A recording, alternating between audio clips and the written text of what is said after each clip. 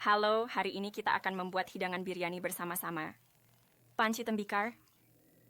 Kita tambahkan sedikit garam. Setengah sendok, seperempat sendok dari saffron. Seperempat sendok teh lada hitam yang bubuk. Dan kami menambahkannya. Sekitar 7 sendok besar yogurt alami yang segar. Yogurt membuat setiap hidangan menjadi lebih lezat dan sekaligus memberikan kelembutan yang sempurna selama proses memasak. Menutup api. Tahap terakhir. Dan jangan lupakan saffron karena itu adalah rahasia rasa. Aduk rata dengan campuran, lalu tambahkan. Potong ayam. Ayam setara. 2 ekor ayam dipotong menjadi 8 bagian. Balut potongan ayam sepenuhnya dengan yogurt dan rendam di dalam kulkas selama 1 jam, kemudian goreng. 3 siung bawang putih yang telah dicincang hingga warnanya berubah menjadi keemasan, lalu kita tambahkan. 4 siung bawang putih yang sudah dihaluskan. Sampai warnanya berubah menjadi lebih gelap, dan kita memisahkan bawang tersebut ke wadah lain. Kami memanggang berbagai rempah-rempah yang tepat, seperti lada hitam yang aromatik dan kapulaga yang wangi. Daun salam, kertas, kari atau kari sering disebut sebagai tangdon di beberapa daerah tertentu, menjual berbagai jenis tempat-tempat di seluruh kawasan Asia. Kami menambahkan garam sekitar 1,5 sendok dan 1 sendok. 1 sendok teh garam halus, 1 sendok teh jintan bubuk, 2 sendok besar penuh dari biji ketumbar yang aromatik. Setengah sendok teh. Jika 3/4 sendok teh lada hitam yang digunakan, 3/4 sendok teh yang ada di dalam ruangan. 2 sendok. 2 yang besar. Bumbu shawarma ayam. Dari perusahaan Ibhar. Dia menulis di atasnya dengan bumbu shawarma yang lezat, tetapi itu juga cocok untuk banyak hidangan lainnya. Anda akan menemukan lebih banyak variasi resep yang menarik untuk jenis bumbu yang lezat ini di saluran yang kami sediakan ini. Dan bergeraklah terus-menerus agar tidak terbakar. Tambahkan sedikit minyak zaitun untuk menjaga kesegaran rempah-rempah. Tidak terbakar. Pembakaran rempah-rempah.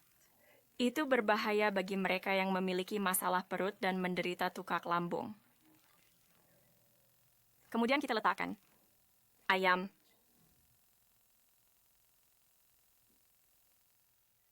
menggerakkan, sehingga memperoleh semua sifat yang ada di rempah-rempah. Dan proses ini harus dimasak dengan api kecil yang stabil.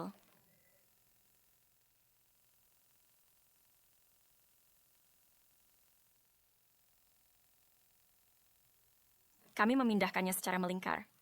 Tambahkan bawang selanjutnya.